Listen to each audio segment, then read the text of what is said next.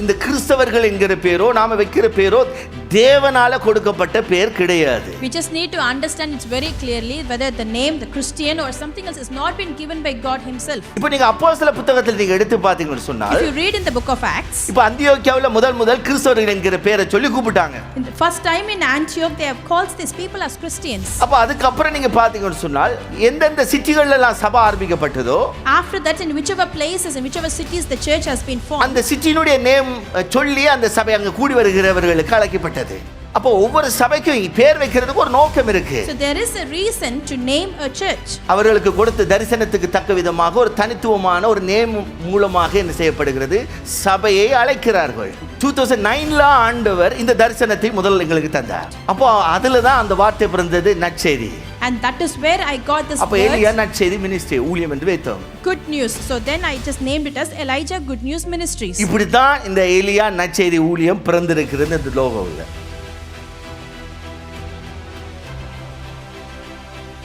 முக்கியமாக சபையை குறித்து உங்களுடைய புரிந்துணர்வு இருக்க வேண்டும் என்பதற்காக இந்த சத்தியத்தை பேச விரும்புகிறேன். I just want to speak this truth so that you will have a right understanding about the church. என்றால் நாம எங்க போறோம், என்ன செய்யறோம், எப்படி இருக்கிறோம், எங்க நாட்டப்படுகிறோம், அந்த காரியங்களில் நமக்கு ஒரு தெளிவு இல்லை என்று சொன்னால் நாம் சரியான ஒரு வளர்ச்சியை அடைய முடியாது. Because if we do not have a clear understanding of where we go, why we are going it and where we are planted, then we will not be able to grow properly. So அந்த தெளிவோடு கூட தான் நாம் என்ன செய்ய வேண்டும், இருக்கும்போது தான் நம்முடைய ஆவிக்குரிய வாழ்க்கையில் ஒரு வளர்ச்சியை பார்க்க முடியும். Only when we have that clarity and the right understanding we will be able to see a right growth in our spiritual life. சபையை தேவன் தெரிந்து கொண்டதுக்கு ஒரு பெரிய நோக்கம் இருக்கிறது. There is a bigger purpose for God choosing his church. தேவன் தம்முடைய திட்டத்தின்படி என்ன செய்திருக்கிறார், அவருடைய குமாரனை அனுப்பி அவருடைய குமாரன் மூலமாக இரத்தம் சிந்தி இந்த சபையை என்ன செய்திருக்கிறார், பிறக்க வைத்திருக்கிறார். God according to his plan he has sent his only begotten son and he has come in here and the church has been birthed because of that. கிறிஸ்தபைக்கு சொந்தக்காரர் இயேசு கிறிஸ்து ஒருவரே. And Jesus is the only one who is responsible for the church. எத்தனை பிரிவுகள் எத்தனை பேர்களிலே சபைகள் நடத்தினாலும் அதுக்கு முழு சொந்தக்காரர் இயேசு கிறிஸ்து ஒருவர்தான். How many other denominations or whatever name the church could have, but Jesus is the only person who holds it. இந்த காரியத்தில் நமக்கு ஒரு தெளிவு இருக்க வேண்டும். We need to have a clear understanding on this. நாம் எந்த பெயர்களிலே அழைக்கப்பட்டாலும், எந்த புரோட்டஸ்டன்ட் சர்ச் என்று சொல்லலாம், கத்தோலிக் சர்ச்சஸ் என்று சொல்லலாம், பெண்டெகோஸ்டல் சர்ச்சஸ் என்று சொல்லிட்டு நிறைய அதுகளுக்குள்ளே சபை பிரிவுகள் எத்தனையோ காரியங்கள் இருந்தாலும் இந்த சபையினுடைய மூல காரணர் அல்லது அது அஸ்திவாரமாக இருக்கிறவர் இயேசு கிறிஸ்து ஒருவர். Whatever denomination that you call yourself as, whether it is Catholic, Protestant or a Pentecostal church, but one clarity that we need to have is the foundation of this church is Jesus Christ alone. ஆண்டவர் சபையை உருவாக்கின விதத்தை குறித்து அப்போஸ்தல புத்தகத்திலே நாம் தெளிவாக சரித்திர ரீதியாக வாசித்து அறிய முடியும். If we see it from the historical perspective in the book of Acts, that we can very clearly see how the church is being formed. எப்படி அப்போஸ்தல புத்தகத்தில் 2வது அதிகாரத்திலே சபை பிறந்தது என்பதை குறித்து எழுதப்பட்டிருக்கிறது. It has been written how the church has been born in the book of Acts chapter 2. அதற்கு அப்புறமாக சபையினுடைய வளர்ச்சியை குறித்து நீங்க தொடர்ந்து வாசிக்கிற அதிகாரங்களிலிருந்து சபை எப்படி 12 பேரோடு ஆரம்பித்தது, 120 பேராக மாறி 3000 பேராக மாறி 5000 பேராக மாறி அப்படியே உலகம் முழுவதும் பரவினது என்பதை வேதம் நமக்கு தெளிவாய் காட்டுகிறது. As you continue to read the other chapters in the book, you will be able to know how the church was initially formed with just 12 people and then it went on growed into 120, 3000 and 5000. You will know that history from the book. ஆதி அப்போஸ்தல சபையை குறித்து பார்க்கும் பொழுது நீங்க அப்போஸ்தலர்ல start பண்ணினது கிட்டத்தட்ட கிபி 3ஆம் நூற்றாண்டு வரைக்கும் அந்த சபையினுடைய ஒரு வளர்ச்சி என்பது ஆவிக்குரிய விதத்திலே வளர்ந்து கொண்டிருந்ததை சரித்திர ரீதியாக பார்க்க முடியும். If you see the early apostolic church, it have been started and only up until 3rd BC that we can see how spiritually the church has been grown. அதுக்கு அப்புறமாக நீங்க சரித்திரத்தை பார்த்தீங்கன்னு சொன்னால் ரோமன் கத்தோலிக்ஸ் அந்த மூவ்மெண்ட் காலகட்டத்தில் ரோம சக்கரவர்த்திகள் மூலமாக ஒரு மாற்றம் ஏற்பட்டு என்ன செய்தது, சபை எல்லா தேசங்களுக்கும் பரவியது. கத்தோலிக்ஸ் என்று சொன்னாலே சர்வ மயம் என்ற அர்த்தம். அப்போ சபை ரோமன் சக்கரவர்த்திகள் காலகட்டத்தில் என்ன செய்யப்பட்டது, உலகளாவிய ரீதியிலே சபை பெருகியது. And if you see after that, under the Roman Empire, the church has been scattered around or been spread around to different countries by the power of the Roman rulers. And if we say Roman Catholic, it means it has been spread out around in all the countries. ஆனா அந்த காலகட்டத்திலே நிறைய காரியங்கள் சபையின், அதாவது அப்போஸ்தல சபையின் அப்போஸ்தல உபதேசத்தின்படி சபை கட்டப்படாமல் சில வேற அந்நிய உபதேசங்களிலே கட்டப்பட்டது நிமித்தமாக சபைக்குள்ளாக நிறைய விதத்திலே தவறான கொள்கைகளும் தவறான போதனைகளும் நுழைந்தது. As we know, the church was not built on the initial doctrines of the apostles, but there were many other foreign doctrines have entered into the church. Because of that, the church faced many problems. ஆனால் மறந்து விடக்கூடாது, எந்த காலகட்டத்தில் தவறான கொள்கைகள் உள்ள சபைக்குள்ளே நுழைந்தாலும் ஒரு கூட்ட ஜனத்தை ஆண்டவர் ஒவ்வொரு காலகட்டத்திலும் வைத்து கொண்டு தான் இருந்திருக்கிறார். இதுக்கு சரித்திரம் சாட்சி கொடுக்கிறது. One thing that we need to understand, however or how many ever times the false doctrine has entered into the church, the God has kept that one group of people who are always been faithful to him. இதற்கு பிற்பாடு நீங்க எடுத்து பார்த்தீர்கள் சொன்னால், after that if you see 14ஆம் 15ஆம் நூற்றாண்டு வரும்போது தெரியும் உங்களுக்கு புரோட்டஸ்டன்ட் மூவ்மெண்ட் உருவாயிற்று. In 14th 15th BC that we were able to see that a Protestant movement has happened. அப்ப அந்த காலகட்டத்திலே மார்ட்டின் லூத்தர் எழும்பி என்ன செய்கிறார், அந்த சபைக்குள்ளாக கத்தோலிக்ஸ், அவர் ஒரு ஃபாதராக இருந்தவர், அவர் அதிலே இருந்து சில கொள்கைகள் ஏற்றுக்கொள்ள முடியாது, வேதத்துக்கு புறம்பாக இருக்கிறது என்ற அடிப்படையிலே அவர் கேள்வி கேட்டது நிமித்தமாக சபைக்கு புறம்பாக்கப்படுகிறார். அதிலே இருந்து உருவானது தான் புரோட்டஸ்டன்ட் சபைகள். And we know that Martin Luther King, he was one of the father who belongs to the church, and when he understands and finds out that some of the belief or against what has been said in the Bible, he just raised question about that, and because of that he has been put away from the church, and from there the Protestant church have given birth. அதனுடைய தாக்கத்தை குறித்து நீங்க பார்த்தீங்கன்னா சரித்திர ரீதியாக பார்க்கும் பொழுது அது 18ஆம் நூற்றாண்டு வரைக்கும் பெரிய ஒரு வளர்ச்சியை தேசங்களிலே கொண்டு வந்தது. If you see the impact of that historically up until 18th century, it has just brought a big growth in the church. இப்போ நான் போதிக்கிறதை நீங்க மறக்க கூடாது, ஞாபகத்தில் வச்சுக்கொள்ளணும். What I am teaching now you should never forget. நாம பிறந்த சபை எப்படி அந்த சபையை ஆண்டவர் பிறக்க வைத்தார் என்ற சரித்திரம் நமக்கு தெரியணும். We should definitely know the history of the church, that where we come to. சரி, அப்படி அதுக்கு பிறகு நீங்க பாத்தீங்கன்னு சொன்னால் 18ஆம் நூற்றாண்டிலே இருந்து பெண்டெகோஸ்டல் movement உருவாயிச்சு. So after that, if you see from 18th century onwards, the Pentecostal movement have started. அப்போ பெண்டெகோஸ்டல் மூவ்மெண்ட் என்று சொல்வது அவர்களா நினைத்து உருவாக்கல, அவங்க கூடி ஜெபம் பண்ணின பொழுது பரிசுத்த ஆவியானவர், இப்படி அப்போஸ்தலர் நாட்களில் நடந்தது போல அங்கே ஆவியானவர் இறங்கி அபிஷேகத்தை பெற்றாங்க. அபிஷேகத்தை பெற்று அவர்கள் நிரப்பப்பட்டவர்கள், ஓகே இந்த உபதேசத்தில் இருக்குது, ஆனால் இங்கே என்ன இல்லை, பரிசுத்த ஆவியானுடைய வரங்கள் செயல்படலை, அசைவாடுதல் இல்லை புரோட்டஸ்டன்ட் சபையில். ஆகவே அவர்கள் அதிலிருந்து பிரிந்து என்ன செய்யப்பட்டது, இந்த பெண்டெகோஸ்டல் சபை என்பது உருவாக்கப்பட்டது. So this Pentecostal movement was not intentional, but when the believers are joining together and they were just worshiping and praising the Lord, as it happened during the apostles' time, they have been filled with the Holy Spirit, and then they try to realize and compare the gifts of the Holy Spirit or the acts of the Holy Spirit was not happening in the Protestant church, and from there this Pentecostal movement have started. அதனுடைய விளைவுகள் நிறைய தாக்கங்களை ஏற்படுத்தியது, நிறைய மாற்றங்கள் சபைகளுக்குள்ள வந்தது, நிறைய விதத்தில் ஜனங்கள் என்ன செய்யப்பட்டார்கள், தொடப்பட்டார்கள். எப்படி அப்போஸ்தலர் நாட்களில் இருந்தது போல ஒரு மறுமலர்ச்சி என்ன செய்யப்பட்டது, உருவாக்கப்பட்டது. The effect of those, we could see the impact that has been shown on the people. There have been so many changes has happened in the churches. There have been tremendous growth that has happened in the churches because of that. And I could say that there was a revival that was happening in the church during this time. இன்று வரைக்கும் அதனுடைய தாக்கத்தை நம்ம பார்க்கிறோம். Even today we can just see the impact of that. ஆனா இப்போ இதெல்லாம் மனிதர்களால் உருவாக்கப்பட்டதா என்று கேட்டால் பதில் நாம் சொல்ல முடியாது. என்று சொன்னால் நம்ம பார்க்கும் பொழுது தேவன் அனுமதிக்காமல், தேவன் செயல்படாமல் எந்த சபையோ எந்த காரியமோ நடக்காது. If we ask the question, was it all been formed by a man?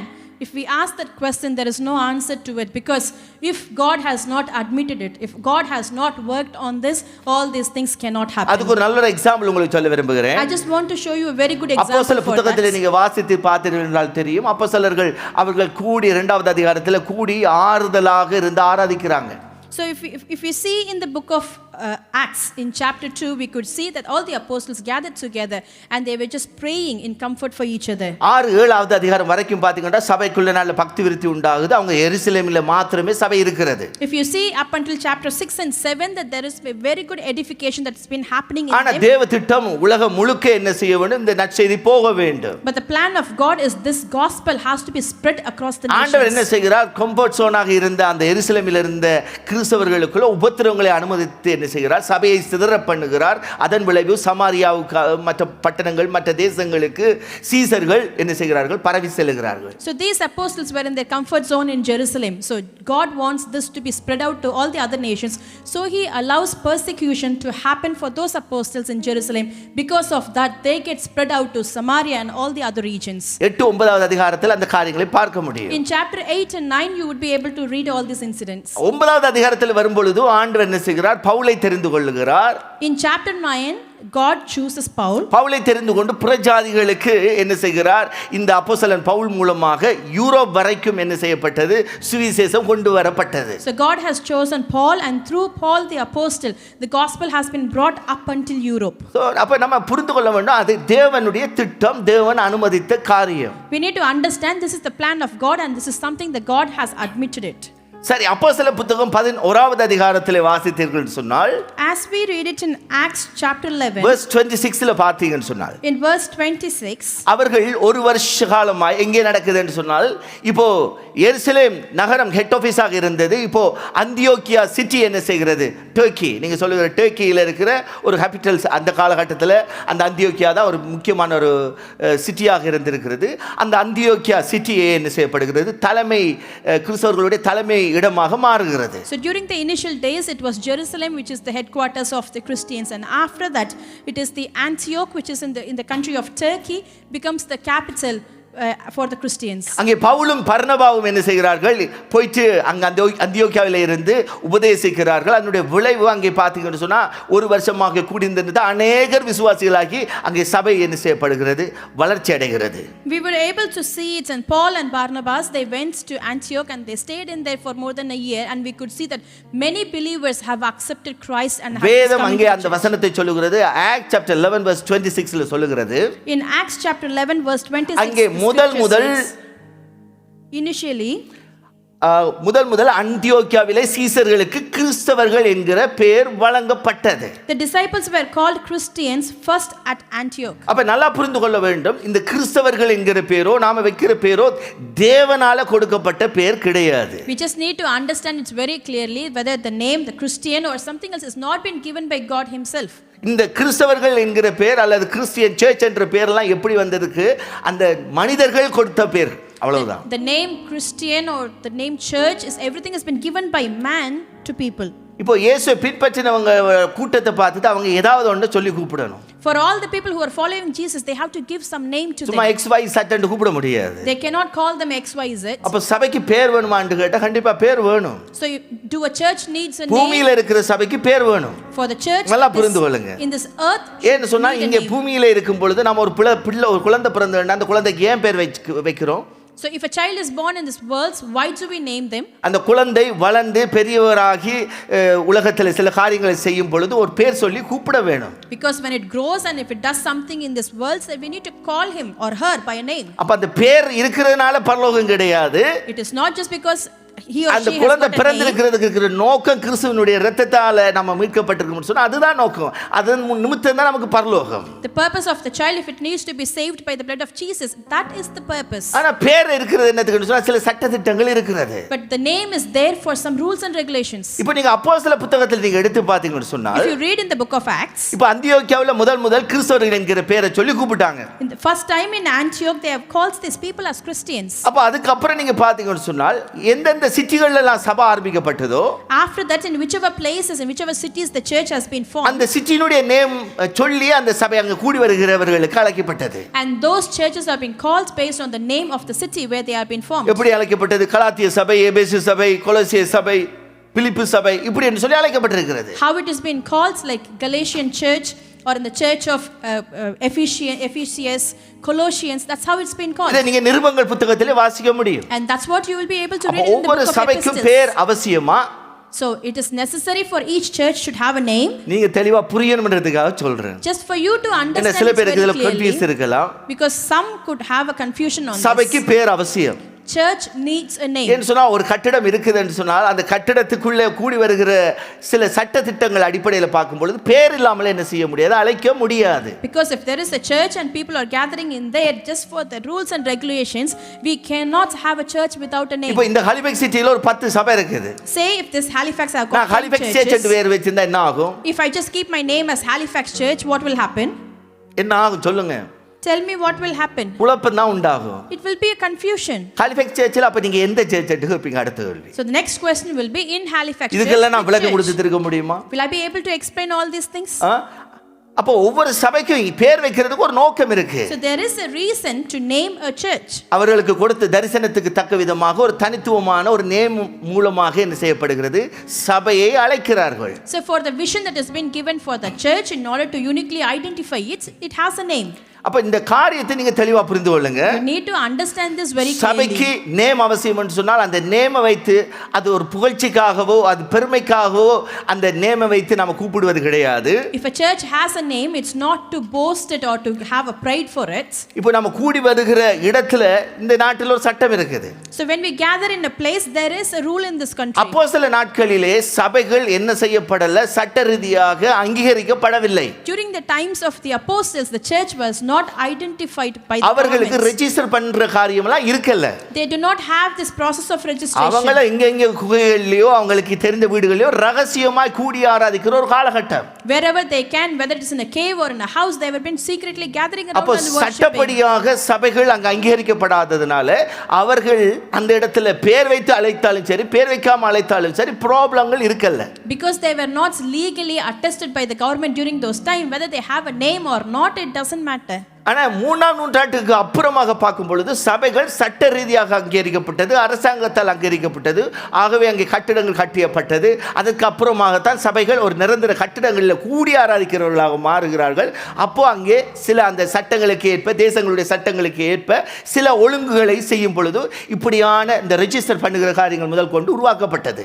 After the 3rd century, the government have accepted the Christian churches, and it's been legally accepted to have a church, so that after that they had a building where they came together to worship based on the rules and regulations of the country where they are gathered. They gave name for the church. பேர் இல்லாம birth certificate கிடைக்காது.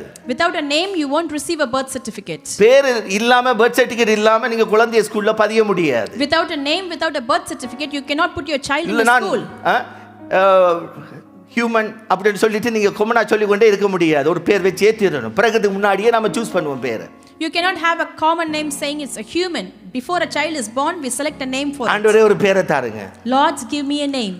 கேட்கிறோமா இல்லையா? எல்லாரும் கேட்டு தான் என்ன செஞ்சிருப்பீங்க, ஜெபிச்சிருப்பீங்க. We ask, we pray for that, isn't it? அதெல்லாம் விழுந்து விழுந்து ஜெபம் பண்ணுவோம். And we will be praying for that பாஸ்டிக்கு very கூட ஜெபம் sincere. பண்ணி ஆண்டவரே இந்த குழந்தைக்கு என்ன பேர் வைக்க போறீங்க என்று சொன்னா நீங்க பிறக்கிறதுக்கு முன்பாகவே பேர் சொல்லி அழைக்கிற தேவன். அப்படியெல்லாம் வசனத்தை காட்டி என்ன செய்வோம், போராடியாவது ஒரு வசனத்தை சொல்லி பிடிச்சி எடுத்து ஒரு பிள்ளைக்கு பேர் எடுப்போம். Even we will be sincerely praying even before the child is formed. We will quote all the verses in the Bible saying, Lord, you are the one who knows you calls my name before even I was born. We will say all those verses and ask for a name. அப்ப நல்லா புரிந்து கொள்ளுங்க, அந்த பேர்கள் என்பது ஒவ்வொரு சபைகளுக்கு கொடுக்கப்பட்டிருக்கிற பேர்கள் என்பதற்கு ஒரு நோக்கம் இருக்கிறது.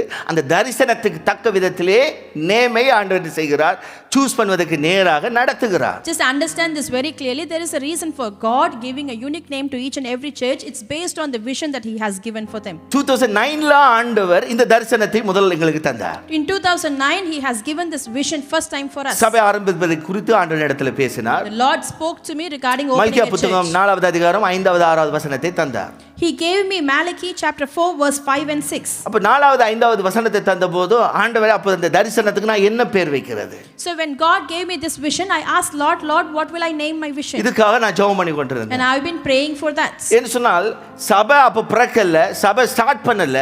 ஸ்டார்ட் பண்றதுக்கு முன்பாகவே ஆண்டவர் தரிசனத்தை தந்துட்டாரு. அப்ப அது அடுத்தது என்ன செய்யணும், தரிசனத்தை நான் கொண்டு போக வேண்டும்னு சொன்னால் தரிசனத்துக்கு ஒரு பேர் வேணும். The God has given me a vision even before the church was formed. So I was just asking God, if I need to take this vision up further, I need to have a name for the church. அப்ப அதுக்காக ஆண்டவருடைய சமூகத்துல ஜெபம் பண்ணி கொண்டிருந்தேன். For that I've been in the presence of the Lord. அப்ப ஜெபம் பண்ணி கொண்டிருக்கும் பொழுது தான் இந்த மல்கியா புத்தகம் 4வது 5வது வசனத்துக்குள்ளாகவே டீப்பாக ஆண்டவர் எனக்கு உணர்த்தி வைத்தார். While I was praying for that, God just showed me these verses of Malachi 4 chapter 4 verse 5 and 6, and he took me deep அங்கே into எலியாவை this verse. ஆண்டவருடைய வருகைக்கு முன்பாக எலியா தீர்க்கதரிசி அனுப்புவதை குறித்து எழுதப்பட்டிருக்கிறது. And it was written about sending Elijah before the coming of Lord. அப்போ ஆண்டவர் என்னக்குள்ள போட்டார், ஓகே எலியா அந்த நேம் வந்தது. So the Lord put this name Elijah. நல்லா புரிந்து கொள்ளுங்க. Understand this. அப்போ எவ்வளவு கஷ்டப்பட்டு போராடி ஓகே எலியான்ற பேர் தந்துட்டாரு. இப்போ எலியா சேச்சண்டு வச்சா எத்தனை எலியா சேச்சி இருக்கோ தெரியாது. So how much of struggle and things that God has given me the name. So after that, how many churches will have the name as Elijah? அப்போ தொடர்ந்து ஜெபம் பண்ணி கொண்டிருக்கிறேன். So I've been continuously. அப்போ எலியா என்ன பண்ணினாரு, அந்த நாட்களில் இருந்த ஜனங்களை ஆண்டவருக்கு பக்கமாக திருப்பின ஒரு நற்செய்தியை அறிவித்தார், மனம் திரும்புங்கள் அப்படின்னு சொல்லி சொன்னார். So what did Elijah was doing? He was just asking the people, turning their hearts towards God. He was asking them to repent. அப்போ அதுல தான் அந்த வார்த்தை பிறந்தது, நற்செய்தி. And that is where I got this அப்போ எலியா நற்செய்தி மினிஸ்ட்ரி ஊழியம் என்று வைத்தோம். Good news. So then I just named it as Elijah Good News Ministries. இப்படி தான் இந்த எலியா நற்செய்தி ஊழியம் பிறந்திருக்கிறது இந்த லோகோவில். And this is how this ministry has சபை been உருவாகிறதுக்கு born. முன்பாகவே நாங்கள் லோகோ கூட தயாரிச்சிட்டோம். Even before the church was formed, we have even got the logo. எப்படி நீங்க ஒரு குழந்தை பிறக்கிறதுக்கு முன்பாக ஒரு பேரை சூஸ் பண்ணி எடுத்து வச்சிட்டு ஆஹா ஸ்தோத்திரம்னு சொல்லி கொண்டிருக்கிறீங்களோ அதே மாதிரி தான் நாங்களும் பண்ணணும். How the way that you before a child is born that you pick a name for it, exactly in the same way பேர் we வச்சது did குற்றமா? it. Is it wrong that we have named it? பேரை choose பண்ணது குற்றமா? Is it wrong for us to choosing the name? நல்லா புரிந்து கொள்ளுங்க.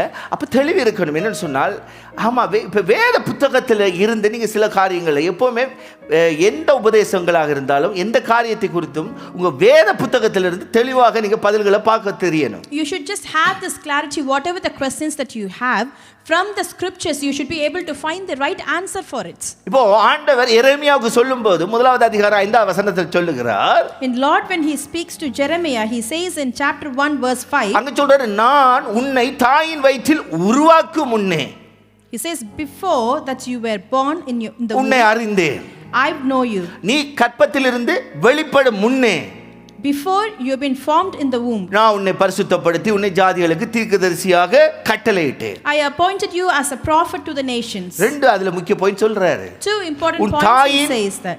வயிற்றில் உருவாக்கும் முன்னே, Before you formed in நீ the mother's womb, கற்பத்திலிருந்து வெளிப்படும் முன்னே. before you were born. தரிசனம் என்பதும் அழைப்பு என்பதும் நான் பிறந்த பிற்பாடு என்னுடைய நடக்கையை வைத்தோ நான் நல்லவன் என்பதை பார்த்தோ தேவன் என்னை சூஸ் பண்ணல. The vision or the calling, it's not based upon after I was born and how I am. He doesn't choose me based on that. தரிசனமும் அழைப்பும் நாம பிறக்கிறதுக்கு முன்பாகவே தேவன் என்ன செஞ்சிடுறாரு, தெரிந்து கொண்டு விடுகிறார். Vision and calling, even before we are being formed and born, the God has chosen us. நான் இப்போ பூமியில பிறந்த பிறகு எனக்கு ஒரு அழைப்பை வச்சிருந்தாருன்னு சொன்னா என்னுடைய நடக்கையின் அடிப்படையில் நான் நல்லவன் என்ற அடிப்படையில் என்னை தெரிந்து கொண்டார் என்று நான் மேன்மை பாராட்ட முடியும் உங்களை விட. If God has given me a calling after I was born in this world, then I can very clearly say that he has called me based on my acts or my character or my deed, and I can boast about it. நல்லா புரிந்து கொள்ளுங்க. Understand this உங்களை very விட clearly. நான் நல்லவன், உங்களை விட நான் நீதிமான் என்று சொல்லி ஆண்டவர் என்ன செய்யல, என்ன தெரிந்து கொள்ளல. It is because I am very good than you and I am a righteous more than you. It is not for அது அவருடைய அநாதி திட்டம். It is his eternal இப்படி தான் plan. சில பேரை ஆண்டவர் என்ன செய்கிறார், எபேசிய புத்தகத்தை எடுத்து பார்க்கலாம். எபேசியர் As we read in the book of Ephesians, chapter 4 verse 11 12 13 வாசிக்கலாம். நீங்க அதை கொஞ்சம் தெளிவா புரிந்து கொள்ளுங்க, வாசிங்க.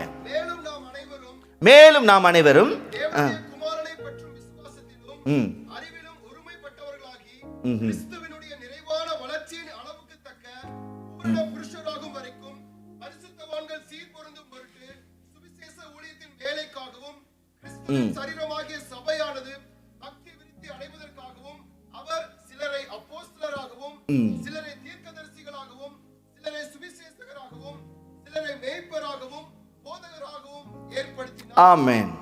So Christ himself gave the apostles, the prophets, the evangelists, the pastors and teachers to equip his people for works of service, so that the body of Christ may be built up until we all reach unity in the faith and in the knowledge of the Son of God and become mature, attaining to the whole measure to the fullness of Christ. இப்போ இந்த வசனத்திலிருந்து நீங்க தெளிவாக ஒரு சத்தியத்தை புரிய வேண்டும். You need to understand that one truth from this verse. ஆண்டவருடைய இந்த விசுவாசத்துக்குள்ள கிறிஸ்துவினுடைய சபைக்குள்ள வந்த ஜனங்களை நடத்துவதற்காக, So for the people to lead all the believers who has come in faith into the அவங்களுக்குள்ள church, ஒரு வளர்ச்சி உண்டாக்குவதற்காக, for them to see a growth, தேவன் என்ன செய்கிறார், What சில God has done? நபர்களை தெரிந்து கொள்ளுகிறார். God has chosen some people சிலர் அப்போஸ்தலர்களாக தெரிந்து கொள்கிறாராம், as apostles, சிலரை தீர்க்கதரிசிகளாக தெரிந்து கொள்கிறார், as prophets, சிலரை சுவிசேஷகராக, சிலரை போதகராக, சில பேரை மேய்ப்பர்களாக தெரிந்து ஏற்படுத்துகிறார். as evangelists, pastors and teachers. He chooses them. Very important, ஏற்படுத்தினார் என்று எழுதப்பட்டிருக்கிறது. And it has been said that he has நானா அந்த ஊழியத்துக்கு வர முடியாது, I cannot come into this ministry. யாரும் நான் எனக்கு இந்த அழைப்புன்னு சொல்லிட்டு நாமளா தேடி எடுக்க முடியாது. We ourselves cannot say this is அது our அவர் calling. அப்பாயிண்ட் பண்றது அவருடைய வேலை. It is his job to do அப்ப நம்ம that. பிறக்கிறதுக்கு முன்பாக ஒரு அழைப்பை வைத்து திட்டம் போட்டு ஆண்டவர் என்ன செய்கிறார், அந்த இடங்களிலே ஆண்டவர் சூஸ் பண்ணி அந்த தரிசனத்துக்கு தக்க விதத்திலே தலைவர்களை அழைக்கப்பட்டவர்களை ஏற்படுத்துகிறார். Even before that we have been formed, God has got this purpose and planning. Based on that, he put you in the right place according to the vision and he forms you over there. அப்போ உங்களுக்கு மேய்ப்பர் வேணாம், அப்போஸ்தலர் வேணாம் என்று சொன்னால் என்ன அர்த்தம்? If you say that you don't need an apostle or you don't need இன்றைக்கு அப்படி a ஒரு கூட்டம் shepherd, இருக்குது. there is a group like that.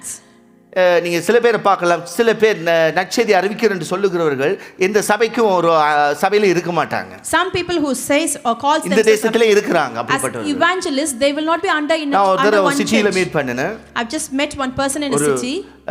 வேற நாட்டை சேர்ந்தவர். He belongs to another அவர்கிட்ட country. கேட்டு வந்துட்டு அவர் நல்லா உண்மையில நல்ல காஸ்பல் நல்லா அறிவிக்கிறாரு. And he very beautifully preaches அதுல the எந்த gospel. சந்தேகம் கிடையாது. There is no doubt ஆனா in அவரிடத்துல it. பேசும்போது அவர் சொன்னார், But when I was talking to him, நான் he கேட்டு வந்து said, அப்ப நீங்க எந்த சர்ச்சுக்கு போறீங்கன்னு கேட்டோனே, I asked him which church no do you no go no I'm to. not going any churches என்றார். He said that I'm not going to any church. So அவருக்குள்ள இருக்கிறது என்னன்னு சொன்னா, நான் சுவிசேஷ ஊழியத்தை பண்ணுகிறேன், What he has in his thoughts is I am an evangelist. நான் ஒரு சபைக்குள்ளாக போக வேண்டிய அவசியம் இல்ல. It is not necessary for me to be under one church. நல்லா புரிந்து கொள்ளுங்க. Understand this very நானும் clearly. எப்படி ஒரு அழைப்பு உள்ளவனாக இருந்தாலும், Even though I am a person who has got a இந்த calling, இடத்துல இருக்கிற உங்களுக்கு அழைக்கப்பட்டவர்களுக்குள்ளாக நீங்க 10 வருஷம் 20 வருஷம் 30 வருஷம் நீங்க சத்தியத்திலே கட்டப்பட்டவர்களாக இருந்தாலும், வளர்ந்தவர்களாக இருந்தாலும், even if you are a person who has been like 10 years, 20 years, 30 years, you have been grown in the faith, in the truth. நாம அண்டில் மறிக்கும் வரைக்கும் நமக்கு ஒரு வளர்ச்சி என்பது வளர்ந்து கொண்டே இருக்கிற ஒரு அனுபவம் இருக்கிறது என்பது மறக்க கூடாது. Until our death, we should never forget that we need to go through this experience of growth every single day. நம்ம அனுதினமும் கர்த்தருடைய சாயலாக மறுரூபமாக்கப்பட்டு கொண்டிருக்கிறோம்.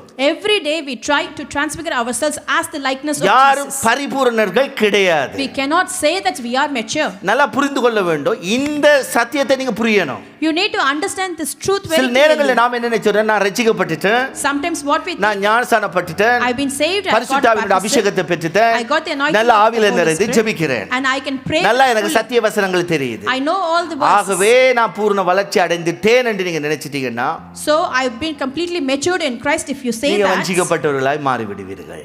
you will become as a person who have been deceived. நான் மறுபடியும் சொல்லுகிறேன், I'm saying this again.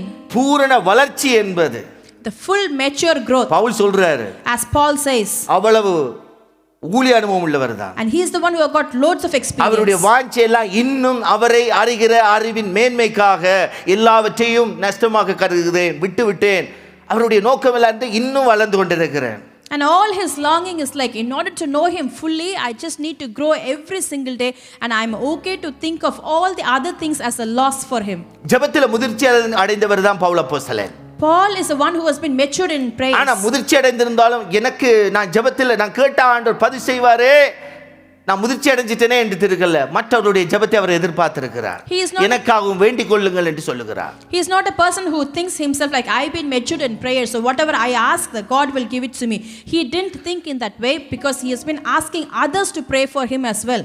So நமக்கு என்ன முக்கியம் என்று சொன்னால், So what is important for us is, சபைக்குள்ள நாம ஏன் இருக்க வேண்டும் என்று சொன்னால், இந்த வளர்ச்சி என்பது ஆண்டவருடைய வருகை மட்டும் நம்முடைய வாழ்க்கையில நடக்கிற ஒரு காரியம். why do we need to be in one church or under a church is because until the Lord comes every single day, we need to go through this experience of growth. அதனால தான் எபிரேயர் புத்தகத்துல பவுல் சொல்லுகிறார், And that's why in the book of Hebrew, Paul says, சபை கூடி வருகிறதை பிறர் விட்டு விடுவது போல நீங்களும் விட்டு விடாதிருங்கள்.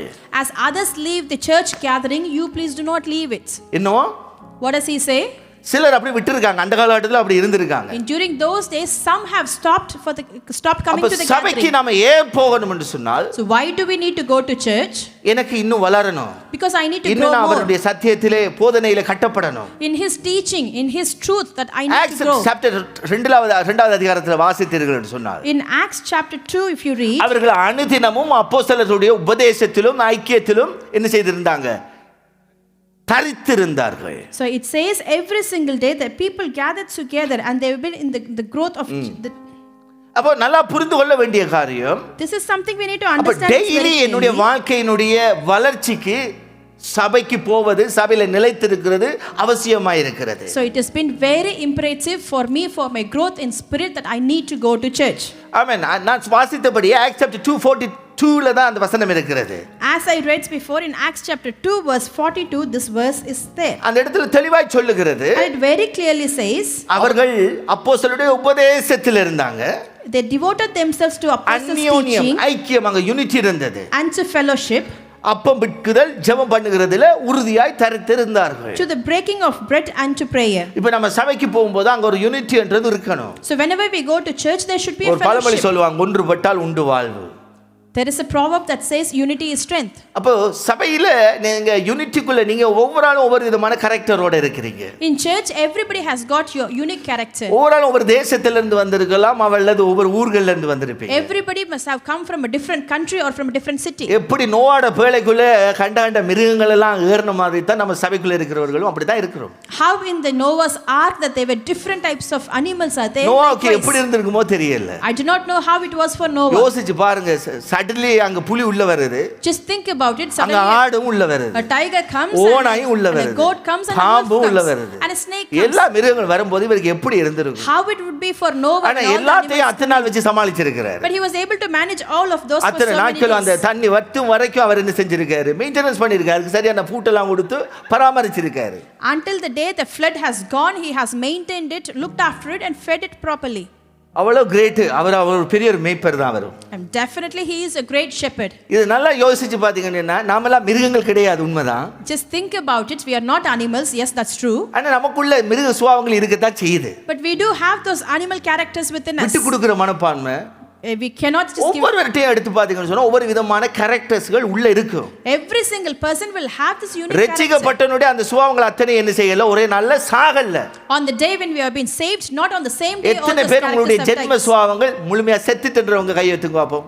How many of you can very strongly say, or just lift your hands, that your original fleshly எப்ப சாகு character have தெரியுமா? died?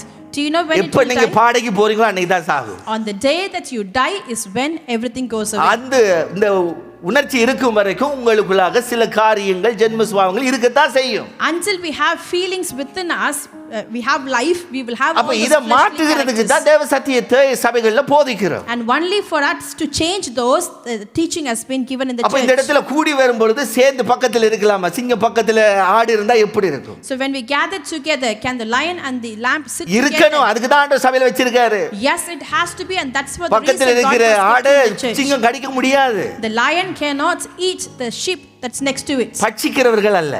We are not people அப்ப who நாம இங்க devour. கூடி வரும் பொழுது அந்த யூனிட்டி என்றதுக்கு ஆண்டவர் இம்பார்ட்டன்ட் கொடுக்கிறாரு. When we gather together, God gives நீங்க importance for சிங்கமா the இருக்கலாம், unity. ஆடா இருக்கலாம், புலியா இருக்கலாம், ஓநாயா இருக்கலாம், கவலை இல்ல. You might be a lion or a sheep or a wolf, it doesn't matter. ஆனா இங்க சபைக்குள்ள வந்து தம்முனா ஒரே இரத்தத்தினால ஆண்டவர் ஒரு சரீரத்துக்குள்ள இணைத்துட்டாராம். But when we have come to the church in one blood, he has united you in one நம்ம body. ஆடு என்ற பொருளுக்குள்ள வந்திருக்கிறோம் எல்லாரும். If we have come as a cover, ஆனா as like அப்பப்ப a sheep, நமக்குள்ளாக இருந்து இந்த சிங்கம் எழும்ப பாக்கும். sometimes the lion will try to come out from கூடி us. வந்து ஒரு 3 மணி நேரத்துக்குள்ள அந்த மாற்றத்தை பார்க்க முடியுமா? Can we be able to see the change within the 3 hours that அது we have அவ்வளவு சீக்கிரம் gathered வெளிப்படாது. here? It won't come out very ஒரு easily. மாசம் 2 மாசம் ஒரு 10 மாசம் ஆரம்பத்தில் வந்த உடனே சொல்லுவாங்க, பாஸ்டர் இந்த சபை எவ்வளவு நல்லா இருக்கு, நல்ல அனைண்டட் சர்ச், நல்ல ஆவில நிரம்புற சர்ச், அவ்வளவு பிரைசிங் வரும். The initial days when they have just joined the church, there will be loads of praises that will say, what a beautiful church it is, pastor. Everybody have been anointed. ஒரு 2-3 மாசம் போன பிறகுதான் After 2 or 3 months, அதுக்கப்புறம் தான் உண்மையான ரூபம் சபையினுடைய ரூபத்தை பார்க்க ஆரம்பிப்பாங்க. then they will get to know the real face of the church. Pastor அவங்க கை கொடுக்க மாட்டேன்றாங்க. Pastor, they are not giving me a handshake. அவங்க எங்க முகத்தை பார்க்க They மாட்டேன்றாங்க. are not looking at my face. சாப்பாடு எதை எடுத்தாலும் என்னத்தையாவது அவங்க பேசுற டபுள் மீனிங்ல பேசுறாங்க. They are always just speaking something behind it. நான் அதுக்கு என்னப்பா செய்ய முடியும்? What can I do for that? அவர சபது It's his அவர் church. சிங்கத்தை வச்சிருக்காரு, புலியை உள்ள வச்சிருக்காரு. ஆனா அவங்க எல்லாம் ஆடு என்ற பொருட்களாம் வந்திருக்கிறீங்க. He has kept a lion and a sheep, but they all have come under cover of a sheep. யாரும் இங்க இடத்துல இருக்கிறவங்க பரிபூர்ணப்பட்டவர்கள் கிடையாது.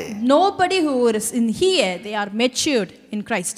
சீர் பொருந்துவதற்காகவே ஆண்டவர் அழைத்து வந்திருக்கிறாரு. God has brought them here so that they can ஒரு correct விதத்துல சொல்ல themselves. போனா இது ஹாஸ்பிடல் மாதிரி தான் இருக்குது. In one way or the other, this is like a hospital. காயப்பட்டவர்களா இருக்கிறாங்க, உங்களுடைய காயங்களை கட்டுறதுக்கு தான் நாங்க வேலை செய்றோம். People who have been wounded, they are here, and we are here to do the job. சில நேரங்களில் பார்த்தா இது ஜூ மாதிரி தான் இருக்குது. என்ன செய்ய, மிருக காட்சி மாதிரி தான் இருக்குது. Sometimes this is like a zoo. அதையும் மேனேஜ் பண்ணணும். We have to manage that too. Manage பண்றாங்கல்ல உலகத்திலேயே. And they are managing அப்ப the தேவ world. சபையை மேனேஜ் பண்ண முடியாது. And why the church cannot manage it? ஆனா ஆண்டவருக்கு ஒரு நோக்கம் இருக்கு பாருங்க. But there is a purpose for இந்த God. அண்டர்ஸ்டாண்டிங் இருக்கணும். We need to have this எங்க understanding. போனாலும் எந்த சபையில போனாலும் இப்படிப்பட்ட சம்பவங்கள் இல்லாம இருக்காது. Wherever you go, whichever church that you go to, all these incidents are பிரச்சனையே quite இல்லாத normal. ஒரு சபை. A church without any முழுமையாக problems. பரிசுத்தவான்களாக்கப்பட்ட சபை. A church which அப்படி has ஒரு got சபைக்கு தான் ஆண்டவரே நாம் போக வேண்டும். a full of righteous people. சந்தோஷம். Only that church I இன்னைக்கே need to போகும்போது go. Today when you சொல்லுங்க, go ஒரு to மருந்து பொட்டலை வாங்கிட்டு போங்க. பரலோகத்துல போனீங்கன்னா அங்க பரிசுத்தவான்கள் மாத்திரே இருப்பாங்க. in heaven you will have இரவும் only பகலும் வேற righteous. ஒன்றும் செய்ய மாட்டீங்க. Day and night you won't ஒரு do கவலையே anything தேவையில்ல. else. You don't have to have ஹாயா any அவரை worry. ஆராதிக்கிறது மட்டும்தான் You இருக்கும். can relaxly just worship him. இல்ல உங்களுக்கு பூமியில இருக்க வேண்டும் என்று சொன்னால், Or if you want to our be there, ஏற்படுத்தின சபைக்குள்ள இருக்க வேண்டும் என்று சொன்னால், if you want to be in the எல்லாவற்றையும் church, சகிக்கத்தான் வேணும். you need to accept all this. இரும்பு என்ன செய்யும்? கருக்கிடும் என்று சொல்லப்பட்டிருக்குது. Iron will rot the other iron. நீதிமொழிகள் சொல்லுது. It's been given in அப்ப உங்களை இங்க Proverbs. என்ன வச்சிருக்காருன்னா, So what he has நீங்க kept ஒரு you இரும்பு, here, you are ஒரு பக்கத்துல iron, இருக்கிற ஒரு இரும்பு தான். and the next person is அவங்களை வச்சு தான் உங்களை iron too. செதுக்குறாரு. It's only through the other அவங்க iron. சொல்றாங்களா, Is the other person ஏதாவது saying, எதிரா பேசினா if உங்களுக்கு anybody காயம் talks, உண்டாகுதுன்னா if you are hurt when they say நீங்க anything, காயத்தோட போக கூடாது. you cannot go away with the என்ன wound. செதுக்குறார் ஆண்டவர். The God எனக்கு is பக்கத்துல shaping வச்சிக்கிறவங்களை me. வச்சு ஆண்டவர் செதுக்குறாரு. Through the person இந்த next to கரெக்டர்கள் me, அப்பதான் வெளியில வரும் It's பாருங்க. only that time my character will அதான் come சொல்லுவாங்க, out. இந்த குடத்துக்குள்ள தண்ணி இருக்கா இல்லைன்னு தட்டி பார்த்தா தெரியுமா? If you want to know whether there is water inside the vessel or not, you need to tap it. புரியுது. ஆண்டவர் சில நேரங்கள்ல அப்படிதான் அனுமதிப்பாரு. And that's how God please admits தயவு செய்து sometimes. நீங்க அண்டர்ஸ்டாண்ட் பண்ணுங்க. Please understand this. உங்களுடைய கரெக்டர்கள், உங்களுடைய சுபாவங்களை மாற்றுகிறதுக்கு தான் தேவ சபையை வைத்திருக்கிறார். God has kept a church for you to change your character and behavior. இங்க உங்களால மன்னிக்க முடியலன்னா If you cannot forgive எப்படி here, பரலோகம் உங்களை ஏற்றுக்கொள்ளும்? how will heaven accept you? இங்க உங்களால சகிக்க முடியல என்று சொன்னால் If you cannot admit பரலோகத்தில் this, இரவும் பகலும் நீங்க சகிச்சு கொண்டு ஆராதிச்சு கொண்டு இருப்பீங்களா? would you be able to worship the Lord day and night ஆண்டவர் in அந்த the heaven? கரெக்டர் அவருடைய பரலோகத்துக்கு நேராக நடத்துகிறதுக்காகத்தான் இந்த உபதேசங்களை கொடுத்து உங்களை என்ன செய்கிறார்? சரி செய்ய விரும்புகிறார். And God has given you all this teaching so that he can shape you for you to get into heaven. அப்போ சபை என்பதை குறித்து நீங்க உங்களுக்கு ஒரு தெளிவு இருக்கட்டும். So you should have a clarity about church. என்ன குழப்பங்கள் இருந்தாலும் எந்த இடத்துக்கு போனாலும் Whatever the confusions or wherever தேவன் you உங்களை go எங்க to, வைக்க விரும்புகிறாரோ அந்த சபையில இருந்து அந்த உபதேசத்தை கேட்டு என்ன செய்ய வேண்டும்? வளர வேண்டும். ஒரு குழந்தைய மாதிரி நான் என்ன செய்யணும்? ஆண்டவருடைய வார்த்தையில வாஞ்சியோடு இருந்து அந்த வசனத்துல வளர்வதற்கு உங்க வாழ்க்கையை ஒப்பு கொடுக்க so வேண்டும். wherever God has decided for you in the church, be in there based on their teaching. Just shape yourself and grow yourself the way that God wants you. எபேசியர் புத்தகம் சாப்டர் 4 verse 14 இப்படியாய் சொல்லுகிறது. In Ephesians chapter 4, தொடர்ந்து பார்க்கும் பொழுது, நாம் இனி குழந்தையா இராமல் then we will no longer be infants. மனுஷருடைய சூதும் வஞ்சிக்கிறதுக்கு ஏதுவான தந்திரமும் உள்ள பூதமாகிய பலவித காற்றினாலே அலைகளைப் போல அடிபட்டு அலைகிறவர்களாய் இராமல், tossed back and forth by the waves and blown here and there by every wind of teaching and by the cunningness and craftiness of the people. அன்புடன் சத்தியத்தை கைக்கொண்டு Instead, speaking the truth in love, தலையாகிய கிறிஸ்துவுக்குள் எல்லாவற்றிலேயும் நாம் வளர்களாய் இருக்கும்படியாக அப்படி செய்தார். we will grow to become in every respect the mature body of him who is the head, that is Christ. So நல்லா புரிந்து கொள்ளுங்க. அப்ப இதுதான் தேவ திட்டம். Understand this very clearly. சும்மா This is the plan கண்ட of கண்ட God. உபதேசங்களை கேட்டுட்டு கொண்டு வந்து குழப்பாதீங்க. Just do not listen to all those இன்னைக்கு different மீடியாக்கள்ல doctrines. நிறைய உபதேசங்கள் போகுது. There are so many உண்மைதான். doctrines in the media. நீங்க அதெல்லாம் பார்த்துட்டு கர்த்தர் பேசுறார் என்று எடுத்துட்டு நீங்க உள்வாங்குனீங்கன்னு சொன்னா நீங்க வஞ்சிக்கப்படுவீங்க. If you take all those things as the Lord is speaking to you, உங்களுக்கு you then will தேவையான be சத்தியம் deceived. இந்த சபையில போதிக்கப்படுது. All the truth that you need is been, தேவையான பைபிள் ஸ்டடியில நீங்க உங்களுக்கு சத்தியத்தில் இன்னும் வளரணும்னா பைபிள் ஸ்டடியில வந்து கலந்து கொள்ளுங்க. if you want to grow in the promise, come and involve வார்த்தையில in the Bible வளருவீங்க. study and you will be growing அந்த in the சத்தியங்கள் words. நான் பேசுகிற சத்தியத்திலோ அல்லது கொடுக்கிற பைபிள் ஸ்டடியிலோ ஏதாவது உங்களுக்கு இல்ல எதிர்மறையான கருத்து இருந்தால் சந்தோஷமாக நான் சொல்லுகிறேன், நீங்க நேரடியான இடத்துல கேட்கலாம். இது தவறே பாஸ்டர், இது சரியா இந்த உபதேசம் என்று கேளுங்க, உங்களுக்கு பதில் சொல்லுகிறேன். If you have got any different opinions of the teachings that has been given here or the truth that has been taught in the Bible study, please come to me and then just say that you have got these questions. அல்லது நாங்கள் உபதேசிக்கிற சத்தியங்கள் வேதத்துக்கு புறம்பானது, சத்தியத்துக்கு புறம்பானது என்பதை நீங்க உணர்றீங்கன்னா சந்தோஷமாக நான் தயவாய் சொல்லுகிறேன், உங்களுக்கு எங்க சத்தியம் வளரக்கூடிய சபை இருக்கிறதோ, உங்களுக்கு ஏற்றுக்கொள்ளக்கூடிய சபை இருக்கிறதோ அதுக்கு ஏற்ற விதமாக நீங்க சந்தோஷமாக போங்க, அந்த சபைகளை போய் வளருங்க. எனக்கு தேவை நீங்க எங்க இருந்தாலும் எந்த சபைக்கு போனாலும் தேவ ராஜ்யத்துக்கு தேவனுடைய சாயலுக்கு நேராக வளர்ந்து அவருக்கு என்று என்ன செய்யணும், கனி கொடுக்கணும், அவ்வளவுதான். Or if you think our preachings and teachings are against the Bible and against the truth, then I will very happily say, please go to any other church where you think that you have got the right words and the right doctrine has been preached to you. All I want is that you have to be in the kingdom of God and you have to do something that has been useful for God. So அந்த காரியத்தை நீங்க புரிந்து கொள்ள வேண்டும். Just understand this very clearly. என்ன காரியம்? What is that? இப்போ இந்த சபைக்கென்று தேவன் ஏற்படுத்தின அந்த தலைமைத்துவத்தை நீங்க புரிந்து கொள்ள வேண்டும். You need to understand the leadership that God has formed for this church. தலைமைத்துவம் இல்லாமல் நீங்க என்ன செய்ய முடியாது, ஆடுகள் வளர முடியாது. Without the leaders, the sheep will not be able to grow. ஆடுகளை நடத்துகிறதுக்கு தேவன் ஒரு மேய்ப்பனை வைத்து பழைய ஏற்பாட்டிலும் அப்படித்தான் நடத்திருக்கிறார், புதிய ஏற்பாட்டிலும் அப்படித்தான் நடத்துகிறார். The God has kept a shepherd to look after the sheep, not only in the Old Testament but also in the New Testament. அங்கே ஒரு தலைவன் இல்லை என்று சொன்னால் என்ன நடக்கும்? If there is no leader, what will சரி, happen? எனக்கு யாரும் தலைவர்களா இருக்க முடியாது, Okay, I cannot எனக்கு have இந்த any மேய்ப்பர் leaders. தேவையில்லை, I do not need any shepherd. நான் தனியாக வளருவேன். I can grow by myself. பழைய ஏற்பாட்டில் சில சம்பவங்கள் இருக்கிறது. There are certain incidents in the நியாயாதிபதிகள் Old Testament. புத்தகத்தில் எடுத்து பார்த்தீங்கன்னு சொன்னால் In the book of Judges, chapter 21 verse 25ல வாசித்தீங்கன்னு சொன்னால் in chapter 21 verse அந்நாட்களிலே 15, இஸ்ரவேலில் ராஜா இல்லை, அவனவன் தன் பார்வைக்கு சரி போனபடி செய்து வந்தான். during those days there was no king and people were doing things which have been rights for themselves. ஆமென். அதுபோல 2 Chronicles chapter 15 verse 3 4 5ல சொல்லுகிறது. 2 Chronicles chapter 15 verse 3 and 4 it says, 5 இஸ்ரவேலிலே அநேக நாளாய் மெய்யான தேவனும் இல்லை, உபதேசிக்கிற ஆசாரியனும் இல்லை, வேதமும் இல்லை. for a long time Israel was without the true God, without a priest to teach and without the law. verse 5 சொல்லுகிறது, அக்காலங்களிலே வெளியே போகிறவர்களுக்குள்ளும் உள்ளே வருகிறவர்களுக்கும் சமாதானம் இல்லை, தேசங்களின் குடிகள் எல்லாருக்குள்ளும் மகா அமளி உண்டாயிருந்தது. Verse 5 says, in those days it was not safe to travel about, for all the inhabitants of the lands were in great turmoil. அப்போ சபை குறித்து நீங்க என்ன புரிந்து கொள்ள வேண்டும் என்று சொன்னால், So what you need to understand about a church pastor is, உங்களுக்கு ஹீரோ கிடையாது. pastor is not நல்லா your புரிந்து hero. கொள்ளுங்க. பாஸ்டரோ டீச்சரோ எவாஞ்சலிஸ்டோ அப்போஸ்தலரோ ஹீரோ கிடையாது. Pastor or not teacher or evangelist, they are not your hero. தேவன் அவருடைய சபையை மேய்ப்பதற்காக வைத்த வேலைக்காரர்கள் அல்லது அவருடைய ஸ்தானாதிபதிகளாய் அவர் வைத்து என்ன செய்கிறார், நடத்துகிறார், அவ்வளவுதான். It is the servant or the representative where God has given for the church in order to lead his people. ஆனால் எபிரேயரில் சொல்லுகிறபடி அவர்கள் உங்களுடைய ஆத்துமாக்களுக்கு உத்தரவாதம் பண்ணுகிறவர்கள் என்று சொல்லுகிறார் Pavul. But in the book of Hebrew, Paul says that he is the one who takes assurance for your souls. ஆமா, chapter 13 verse 17ல சொல்லுகிறார். In Hebrew chapter 13 verse 17 so he அப்ப says நல்லா like புரிந்து that. கொள்ளுங்க, ஆண்டவர் நோக்கத்தோடு தான் அந்த அழைப்பை வைத்து என்ன செய்கிறார், தலைவர்களுக்கு ஆண்டவர் பொறுப்புகளை கொடுக்கிறார். So there is a purpose and that is the reason God has appointed leaders in the church. பழைய ஏற்பாட்டு காலத்தில் பார்க்கும் பொழுது மோசே, மிரியாம், ஆரோனை தெரிந்து கொண்டு இஸ்ரவேலை நடத்தினார். அங்கே கர்த்தர் தான் கூட போனார். என்னத்துக்கு இந்த 3 தலைவர்கள் தேவையா என்று கேட்டிருந்தீங்கன்னு சொன்னால், ஆண்டவர் மனுஷர்களை கொண்டு தான் என்ன செய்கிறார், தன்னுடைய ஜனங்களை நடத்துகிறார். ஆனால் அவருடைய மேற்பார்வையின் கீழாக, அவருடைய வழிநடத்தலின் கீழாக அந்த இஸ்ரவேல் ஜனங்களை ஆண்டவர் கானான் தேசத்துக்கு நேராக நடத்துகிறார். Even in the Old Testament that we could see for the Israelites, God appointed leaders as like Moses, Miriam and Aaron. Yes, the Lord was with them, but why he has appointed those leaders? Because it's only through the people that he wants his people to be led, and he has been supervising all the efforts that is வேதம் going சொல்லுகிறது, on. மேய்ப்பனை வெட்டுவேன், ஆடுகள் சிதறடிக்கப்படும் என்று சொல்லுகிறது. The scripture says, I will slaughter the shepherd and the sheep will be ஏன் சொன்னால் மேய்ப்பனை வெட்டினா அங்க சபையில் இருக்கிற ஆடுகள் என்ன செய்ய முடியாது, சரியான வழிநடத்தலுக்கு போக முடியாது, அவர்கள் சிதறடிக்கப்படுவார்கள். Because without a shepherd, the sheep will not be able to go into the right path and they will be தாய் தகப்ப scattered. என்னத்துக்கு தேவை, பிள்ளைகளை சரியான ஒழுங்குல நடத்துகிறதுக்கு.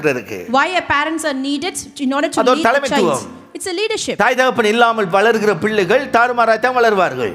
A child who doesn't have a parents, they will just go in all the wrong ways. அப்போ சபை என்பது ஒரு மேய்ப்பர், அவர் தேவனுடைய திட்டத்தின்படி ஒரு மேய்ப்பர்களை தெரிந்து கொண்டு கண்காணிகளாக அந்த சபையை நடத்துகிறதுக்காக வைத்திருக்கிறார். The God has chosen the leaders so that they can oversee the people in the church. அப்போஸ்தல புத்தகம் chapter 20 verse 28 வாசிக்கலாம். ஆகையால் உங்களை குறித்தும் தேவன் தம்முடைய சுய இரத்தத்தினால் சம்பாதித்துக் கொண்ட தமது சபையை மேய்ப்பதற்கு பரிசுத்த ஆவி உங்களை கண்காணிகளாய் வைத்த மந்தை முழுவதை குறித்து எச்சரிக்கையாயிருங்கள். Keep watch over yourselves and all the flock of which the Holy Spirit has made you overseers. Be shepherds of the church of God which he has bought with his own blood. அங்கே வசனம் சொல்கிறது பரிசுத்த ஆவியானவர் தான் இந்த சபையை கண்காணிக்கிறதுக்காக மேய்ப்பர்களை வைத்திருக்கிறார். And this verse says it's the Holy Spirit have just kept the leaders to oversee. அப்போ நீங்க சரியா இருக்கிறீங்களான்றதை நான் எச்சரிக்கையாக கண்காணிக்க வேண்டியது என்னுடைய பொறுப்பு. So it is my responsibility. I need to make sure that's whether you are right or நீங்க not. சரியான உபதேசத்துல வளர்றீங்களா? Whether you are growing in the right ஆவிக்குரிய வாழ்க்கையில் உங்களுடைய வளர்ச்சி எப்படி போகுது? How is your growth in your நீங்க ஜெப spiritual ஜீவியம் life? எப்படி போகுது? How is your prayer life is? இன்னும் உங்களுடைய குணங்கள் சுபாவங்கள் மாற்றப்பட்டு கொண்டிருக்கிறதா? Is your character or behaviors have been shaped? இதெல்லாம் நான் கவனிக்கணும். All those things I need to be watchful சும்மா நீங்க of. வந்தோம் ஆராதிச்சோம் போனன்றதுக்காக இருப்பேன் என்று சொன்னால் எனக்கு ஐயோ.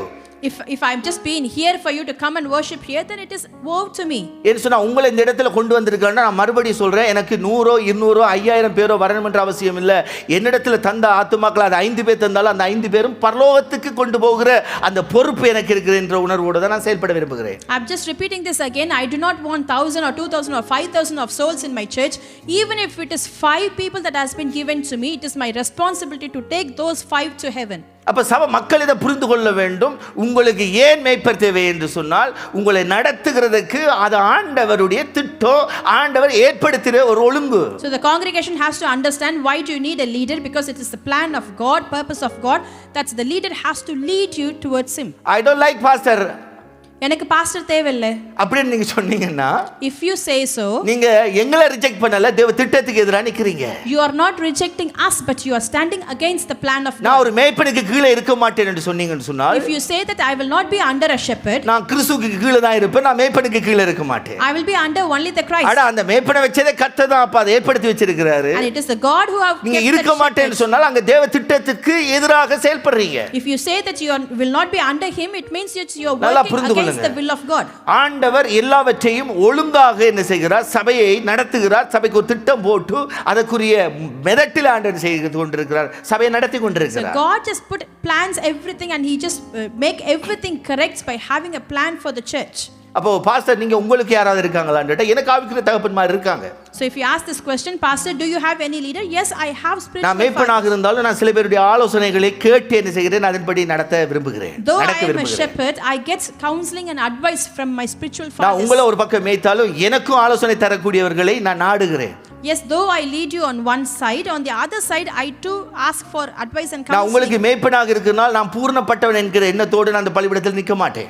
When I am a shepherd for you, I am not standing here saying that I am matured in நல்லா புரிந்து Christ. கொள்ளுங்க. அப்ப நானும் வளரணும். Understand this. அப்ப I have to எனக்கு grow என்னை as well. கண்காணிக்கிறதுக்கு நான் சில பேரை வைத்திருக்கிறேன். And I need to have an overseer as well, and there are few அப்ப people. உங்களை என்னிடத்துல தந்திருக்கிறார்னு சொன்னா நீங்க புரிந்து கொள்ள வேண்டும், உங்களை சரியான விதத்துல தேவ திட்டத்தோட தான் இந்த இடத்துல வைத்திருக்கிறார். If அவ்வளவுதான். God has given you to me, then you need to understand with the right plan God has kept you here. நீங்க 1 கொரிந்தியர் புத்தகத்துல கடைசியாக நான் வாசித்து முடிக்கணும்னு already லேட் ஆயிட்டு time. I just want to finish it off by நிறைய reading this point இருக்குது, verse. ஆனா பேச போனா இது 2-3 நாளா தொடர்ச்சியா பேசலாம். There's been so many points that I want to share. ஆனா but it will கொஞ்சம் நீங்க take- தெளிவாகணும் என்பதற்காக சொல்கிறேன். I'm just saying this so that you should be clear.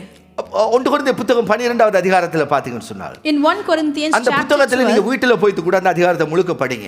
just go home and then read through this entire chapter. ஆண்டவர் வசனம் சொல்லுகிறது, And the verse of the God says, ஆண்டவர் சரீரமாகிய சபையிலே நம்மை வைத்திருக்கிறார். God has kept us in his body, சபையை ஆண்டவர் church. பார்க்கும்போது ஒரே சரீரமாக பார்க்கிறார். When God sees the church, he sees it அதுக்குள்ள as இருக்கிற one நீங்க body. ஒவ்வொருவரும் அவருடைய அவயங்களாக ஆண்டவர் பார்க்கிறார். God sees each and every one of you as his body parts. அதுக்கு அவர் தலையாக இருக்கிறார். And he is the head of இதுதான் ஆண்டவருடைய ஆவிக்குரிய பார்வையில் இருக்கிற அந்த சபை குறித்த தேவ திட்டம். This is the spiritual context of how God sees about church. இப்போ ஒவ்வொரு அவயங்களுக்கும் ஆண்டவர் ஒவ்வொரு விதமான பொறுப்புகள் செயல்பாடுகளை வைத்திருக்கிறார். For every body parts, he has kept separate responsibilities and separate functions. இப்போ அதைத்தான் பவுல் அப்போஸ்தலன் 12வது அதிகாரத்தில் விளங்க பண்ணுகிறார். And that's what Paul explains in சில chapter பேர் 12. கண்ணா இருக்கிறீங்க, சில பேர் காலா இருக்கிறீங்க, சில பேர் காதா இருக்கிறீங்க, சில பேர் வாயா இருப்பீங்க. இதெல்லாம் ஆண்டவர் அவருடைய திட்டத்தின்படி வைத்திருக்கிறார். Somebody would be eyes or legs or hands hands or mouth. It's all based upon the plan and the purpose of God. கண்ணா மாத்திரம் தான் இருக்கணும். The eye has to கண்ணு work வாயா as மாற eye. முடியாது. The eye cannot காலு become a Kaala mouth. தான் இருக்கணும். The leg has to be a leg. இருக்கிற இடத்தை நீங்க மாத்த முடியாது. And you cannot change its கண்ணை தூக்கி position. நான் கால்ல வச்சேன்டா என்ன ஆகும்? If you just keep the eye in the leg, கண்ணை what தூக்கி will தலைக்கு மேல happen? வச்சிட்டேன்டா என்ன ஆகும்? If I keep the eye above my head, what தேவன் will எல்லாவற்றையும் happen? ஒழுங்கும் கிரயமாக என்ன செய்திருக்கிறார், வைத்திருக்கிறார். That God has kept everything in its place. நீங்க கண்ணா காலா காதா என்பது உங்களுக்கு சம்டைம் தெரியாம இருக்கலாம். Whether you are an eye or a hand or a leg, maybe you do not know it. உங்களுடைய ஆவிக்குரிய வளர்ச்சியை பொறுத்து நீங்க என்ன அவயமாக உங்களை வைத்திருக்கிறது என்பதை கண்டுகொள்ள முடியும். Based on your spiritual maturity, you will be able to identify அல்லது what parts you மேய்ப்பை are. நடத்துகிற அந்த வழிநடத்தலின் பேரில் நீங்க போகும்போது நீங்க சரியான இடத்துல சரியான அவயமாக செயல்பட முடியும். Or when you just follow the advice from the shepherds, you will be able to work as the right part in the right time. நாம் கிறிஸ்துவுடைய சபையிலே அவருடைய சரீரமாக இருக்கிறோம் அப்படின்ற அந்த சத்தியத்துக்குள்ள நீங்க கட்டப்படுங்க. You just need to be built in the truth that you are a body parts in his church. தேவன் சகலவற்றையும் ஒவ்வொரு அவயத்தையும் எந்தெந்த இடத்துல வைக்கணுமோ அந்த இடத்துல வைத்து நடத்துகிறார் என்கிற அந்த சத்தியத்துல நீங்க வளருங்க. You just grow in the truth that God will keep the parts in the right place and he will just make it function correctly. அப்போ சபைக்குள்ள வைத்துட்டு ஆண்டவர் செய்யற காரியங்களை நீங்க கண்டுகொள்ள வேண்டும். So you need to identify when God placed you in நீங்க the church. சரீரமா இங்க சபைக்குள்ள இருக்கும்போது When you are a body in the சரீரத்துல church, சில உறுப்புகள்ல பிரச்சனை வருது. there will be some problems in some of the body பிரச்சனை parts. வந்ததுன்னு சொன்னா அது சரீரம் முழுக்க அது வலிக்கணும். If there is a problem in one part, the entire body has to feel the அதை pain. குறித்து பவுல் அப்போஸ்தலன் அருமையாக அந்த அதிகாரத்துல பேசுகிறார். In that chapter, Paul very beautifully talks about ஒரு it. பிரச்சனை வந்ததுன்னு சொன்னால் நாம மற்ற உறுப்பு காயப்பட்டுட்டே எடுத்து இருக்க முடியாது. ஏன்னா அந்த வலி அதுக்கு கையில் அடிபட்டு இருந்தால் அது கண்ணுக்கும் தான் வலி இருக்கும், சரீரம் முழுக்க என்ன செய்யணும் அதனுடைய எஃபெக்ட் இருக்கும். If there is a problem in one part, the entire body will feel its pain. If there is a hurt in the hands, the eye will know about it. அப்போ தேவன் இதெல்லாம் திட்டம் வைத்திருக்காரு, நல்லா புரிந்து கொள்ள வேண்டும். So God has got a plan, you need to இப்போ சபையில் இருக்கிற understand it. மற்றவர்களுடைய பிரச்சனைகளை நீங்கள் இப்போ சபைக்கு வந்துட்டீங்கன்னு சொன்னால் நான் அவயம்ன்ற மாதிரி மாத்திரம் இருக்காதீங்க, தனி அவயம்ன்றதோடு இருந்துடாதீங்க. உங்களுடைய உறுப்புகளை நீங்கள் பார்க்கணும். When you just come into the church, do not think that you are an individual part. Just look about the other parts as இப்போ well. போயிட்டு பக்கத்தில் போயிட்டு பேசும்போது So when you just go praise and the Lord speak brother, to your neighbor, எப்படி இருக்கிறீங்க, you will just say, praise நல்லா the Lord இருக்கிறீங்களா, brother. உங்க வேலை எப்படி போகுது, How are you? How is your work? உங்களுடைய வேலை நல்லா போகுதா, Is your work going good? இல்லை அவர் சொல்றாரு உங்கள்ட்ட பதில், Or if he இல்லை எனக்கு says, ஒர்க் போயிட்டு no, I just lost my job. எனக்கு வேலை இல்லாம இருக்கிறேன், Or I do not have a இல்லை விசா job. ப்ராப்ளத்தில் இருக்குது, Or I have some visa ஜெபம் problem. பண்ணுங்க. Just pray for அது me. உங்களுக்குள்ள பேர்டனை கொண்டு வரணும் உடனே. And that has to bring a நான் burden அவயம் within you. அப்படின்னு சொல்லிட்டு நீங்க ஒதுங்கி இருக்க முடியாது. You cannot say, I'm just அந்த a body பிரச்சனைகளை parts. இப்ப நீங்க சில நேரங்கள்ல என்ன செய்யறதுல அப்படி பண்ண மாட்டோம் பாருங்க. கூடி வர்றோம், ஸ்தோத்திரம், பிரைஸ் தி லார்ட், ஆமென், ஸ்தோத்திரம், அவ்வளவுதான். Sometimes we do not do like that. We come, say, praise the Lord, and that's it, we go away. ஆண்டவர் ஒருத்தருக்கு ஒருத்தர் உதவியாக ஒருத்தருக்கு ஒருத்தர் என்கரேஜாக இருக்கிறதுக்கு தான் உங்களை சபைக்குள்ள வைத்திருக்கிறார். God has kept you in the church so that you will be encouraging to others and to comfort அப்ப ஒவ்வொரு others. குடும்பத்தை நீங்க விசாரிக்கணும். Every single family, Call you need பண்ணி to look after பேசுங்க. them. Speak to them. சும்மா மற்ற குடும்பங்களை பற்றி அந்த என்ன சொல்றது, சில அந்த வாயை கட்டணும் முதல்ல, அது சரிவட்டு வராது. It's not like you call them and then just speak gossip about ஏதாவது others. அறியணும்ன்றதுக்காக, Just for you to know something. அதெல்லாம் பிசாசுனுடைய spirit. All those things with the spirit of நோக்கம் ரைட்டா Satan. இருக்கணும். Your purpose, your goal has to be உங்களுடைய right. நோக்கம் வந்துட்டு நான் அந்த பெயினை உணரணும். For all your focus should அவங்க be, வேலை இல்லாம இருந்தா அவ்வளவு கஷ்டப்படுவாங்க. I need to understand the pain. அவங்களுக்கு வேலை இல்லைன்னா இப்படி குடும்பத்தை ரன் பண்ணுவாங்க. If they do not have job, how will they run அதை their நீங்க உங்க family? பெயினா எடுத்துக்கொள்ளணும். You need to take that as அப்படி your அந்த pain. பர்டனோட நீங்க கேட்டீங்கன்னு சொன்னால் With that burden, அவங்களுக்கு if you speak ஜெபம் to them, பண்ணுவீங்க. you will be able to pray for அது them. சும்மா தேவையில்லாம மற்றவர்கள்ட்ட என்ன செய்ய மாட்டீங்க, அப்படி புறங்குறி திரிய மாட்டீங்க. And you will not unnecessarily share that information with others. So இந்த கரெக்டர்களை நீங்க சரியா வளர்த்தீங்கன்னா இதுதான் சபை. If you just build this character correctly, this is what church சபைக்குள்ள is. இருக்கிற ஒவ்வொருவரை பற்றி உங்களுக்கு தெரியணும். You should know about each and every one in எது the church. தெரியணும்ன்றது அவசியம். What you சும்மா need to know தேவையில்லாதெல்லாம் is நீங்க கேட்டு important. அறிய விரும்பாதீங்க. You don't need to know about all those unnecessary ஒவ்வொருவரை things. குறித்து நீங்க பேசும்போது எல்லாரோடையும் பழகுங்க. When you just talk about others, just இப்போ அதுக்கு mingle தான் with நமக்கு டைம் everybody. ஆண்டு சொந்த பில்டிங்கை தந்திருக்கா. நீங்க எவ்வளவு நேரம் நின்று கூட பேசலாம், அல்லது போன்ல பேசலாம், பேசி பழகுங்க. And that is the reason God has given us this permanent building. How much ever time that you want to spend here, or just call and இந்த speak மெகா to them. சர்ச்சஸ்ல இருக்க பிரச்சனை அதுதான். ஒருத்தருக்கு பக்கத்துல இருக்க யார் நிக்கிறாருன்றே தெரியாது. And this is what the problem in the mega churches nowadays. They do not know who is standing next to them. சரீரம் தான் பக்கத்துல இருக்கிற சரீரத்துல அவன் தான், ஆனா யாருன்னு தெரியாது. Yes, it is another body part that is standing அப்படிதான் next இருப்பாங்க. to அது them. தேவ திட்டம் அல்ல. But they do not know about தேவ that. That is திட்டம் not. ஒருத்தருக்கு ஒருத்தர் நம்ம என்ன செய்யணும், பகிர்ந்து கொள்ளணும், ஒருத்தருக்கு ஒருத்தர் என்கரேஜ் பண்ணணும், ஒருத்தருக்கு ஒருத்தர் புத்தி சொல்லணும். The plan of God is like we need to encourage each other. We need to share things with each other. And we இதுக்கு need தான்ப்பா to சபை advise தேவை. each other.